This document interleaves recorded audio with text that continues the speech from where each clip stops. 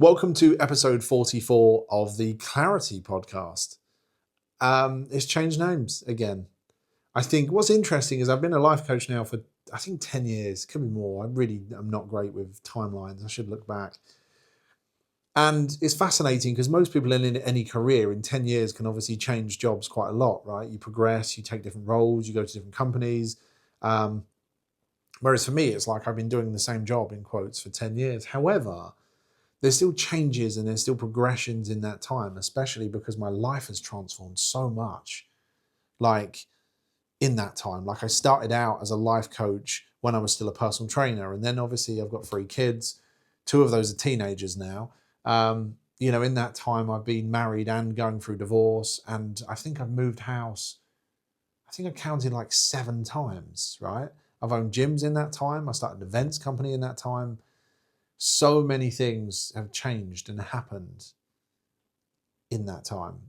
And that includes the nature of the work that I do, even though it's kind of stayed consistent. Like when I think back to me first doing this, I think, wow, I was so young. When I look at my old videos and when I listen to old podcast episodes, I'm like, wow, I sound different and I speak different. And there are some things that look exactly the same to me, and there are some things that look different to me. But the reason for the kind of rebrand on social media, and I'm on Substack as well, which I'll drop the link in the show notes so you can subscribe there for free or paid if you really want to. The reason for the rebrand is because I've realized that on some level, clarity is what people are missing when they come to me. They're missing clarity in terms of what they want to do, or themselves, or why they do certain things, or why they feel the way they feel and they don't know why, or their next decision, what business they're starting, why it isn't growing, whether they want to do something else.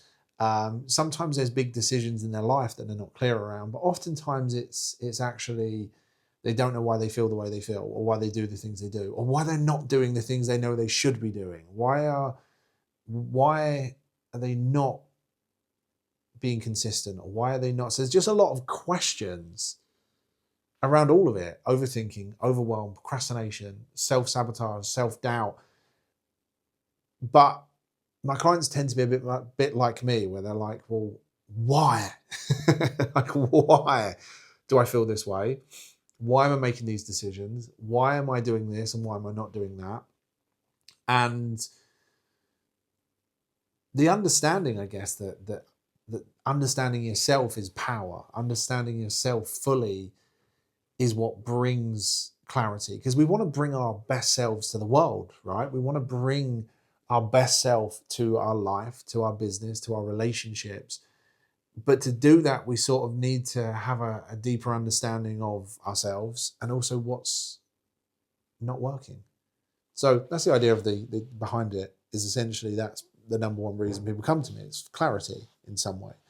And why they continue to work with me is often a similar thing. Of course, there are other things going on, right? But clarity, I think we've all seen that in our life. When we feel clear, when we feel kind of grounded, clear, focused, life looks simple, we tend to get the most out of ourselves, and we tend to get the most out of life. There might be areas in your life where you feel clear and things look simple and you get results there. But not only do you get results, there's a sense of ease and flow and enjoyment. And you might notice that the areas of your life that feel complicated are the areas that feel stressful, confusing, overwhelming.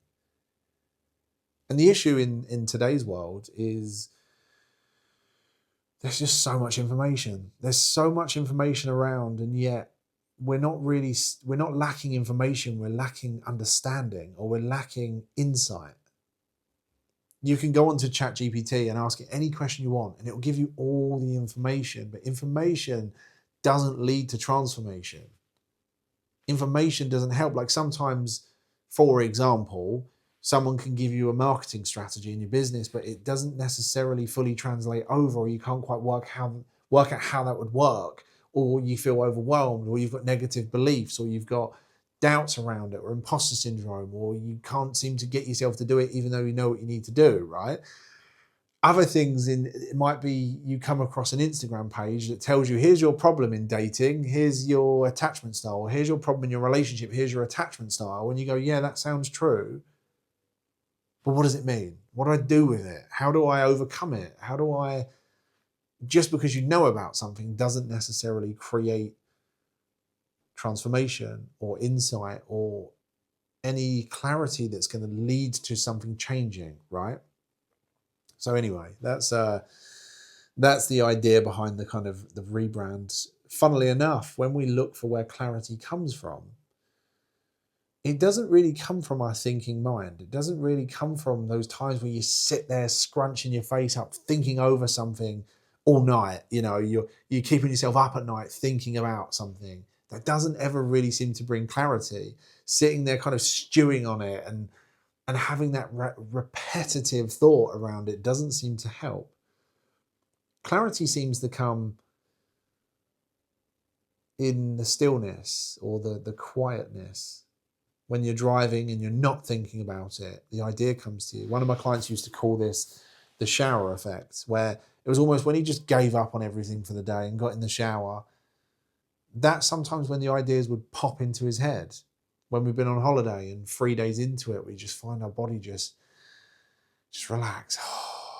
You know, when we stop thinking about something sometimes is often when the clarity comes in. Or for me, it can often, when I just sit in a coffee shop, people watching, it's still my go-to.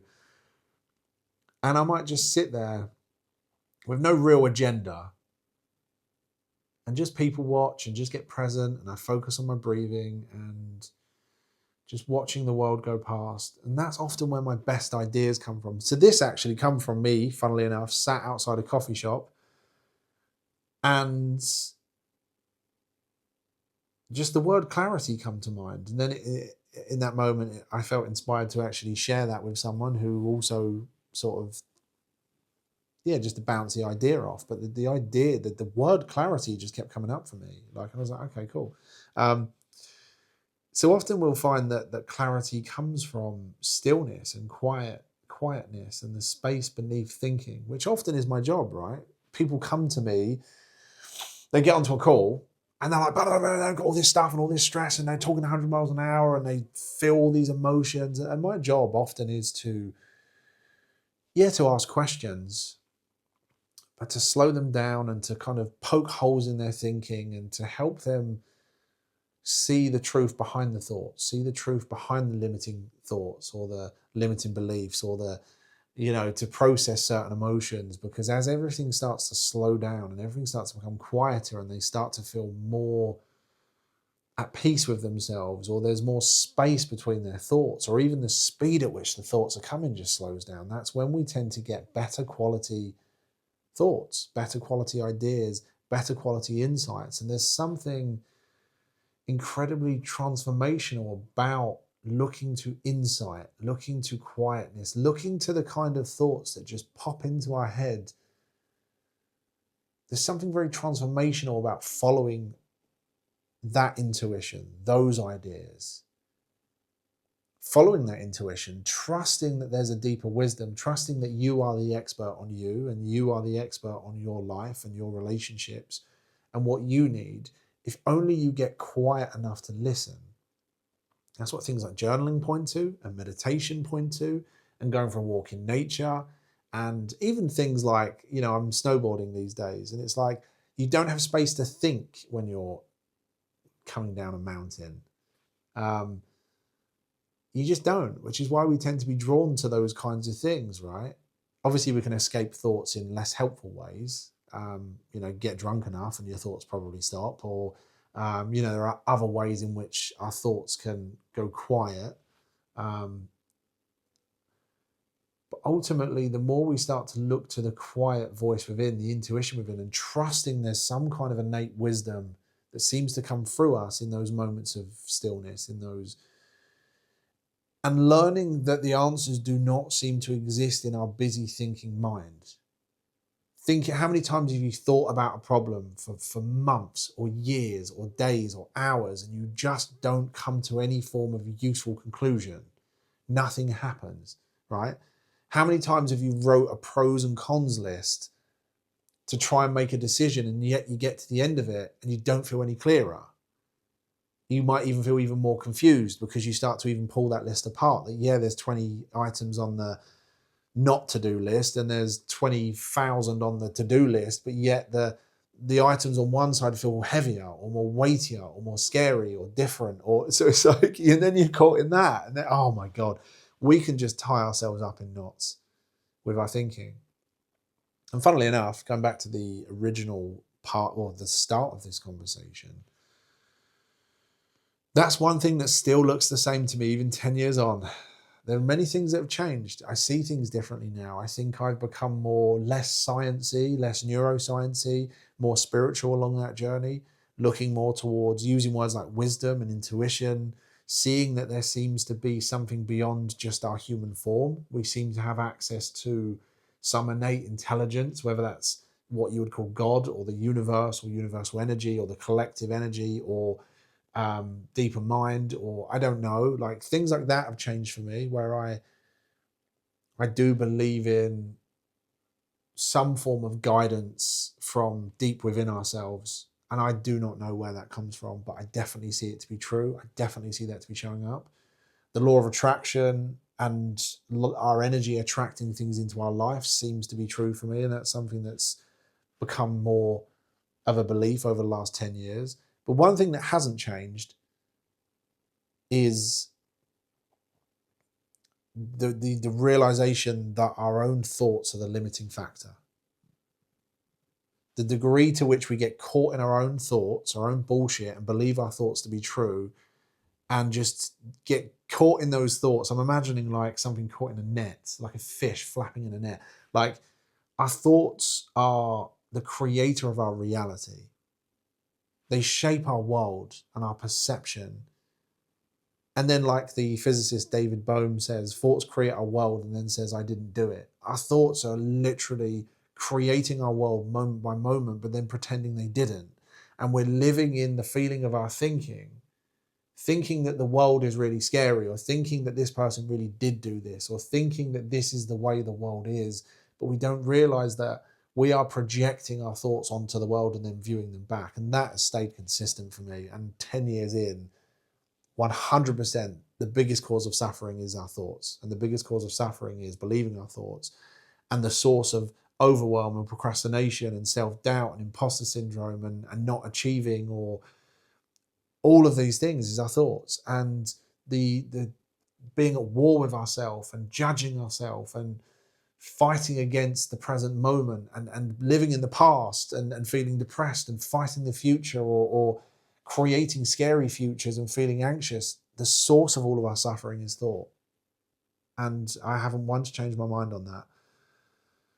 And I'm yet to see a different reality to that. So anyway, this is kind of almost like a reintroduction of what is the point of this podcast in some ways, because things changing. Obviously, it used to be Free Your Mind podcast for years, and then it went to Mindset and Muscle for a bit because I was going to bring in more of the physical aspect, and I just don't feel drawn to that. So I've ended up back where I began, but with a slightly different slant, in the sense of this new chapter feels like clarity is such a big element. And I realized that has been the theme throughout the entire time. Anyway, I'm going to stop talking. Slightly longer episode than normal. Obviously, sometimes I go a bit longer. Actually, do you know what? Looking at my recent episodes, I've been 17 minutes, 22 minutes, and 26 minutes. So this isn't that long at all. But I feel like this has reached a natural close in terms of that. So not much has changed, yet everything has changed. Nothing's changed, but yet everything feels different.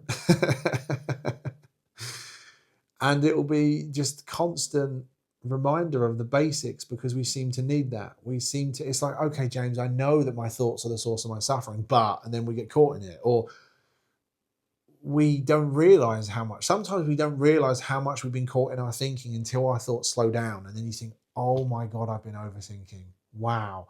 Or we have an insight from a podcast like this and you go, holy shit, I didn't see that. And it's been a week, it's been a month, it's been 3 months. We all go through difficult times, right? We all go through difficult challenges.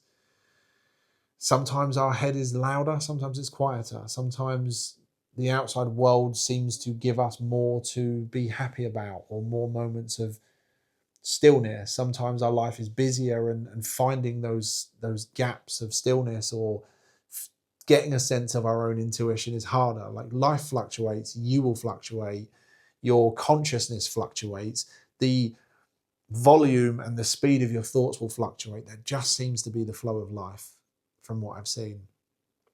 And hopefully these podcasts serve as a reminder to come home to yourself more often, and to see through your thoughts more often, and to keep looking in the direction of that deeper part of yourself that seems to not only feel better, but also seems to contain wisdom and intuition and answers and insight that's ultimately going to lead you more in the direction of the life you actually want, whatever that is for you. So anyway, I will put notes, I'll put in the show notes. My Instagram handle's changed. If you follow me, then it doesn't matter. If you don't, I'll put that in there. I've started writing on Substack pretty much 2-3 times a week. So if you used to enjoy reading my writing either on Facebook, I used to write on there for years, or if you on my email list, obviously I used to email that for years as well.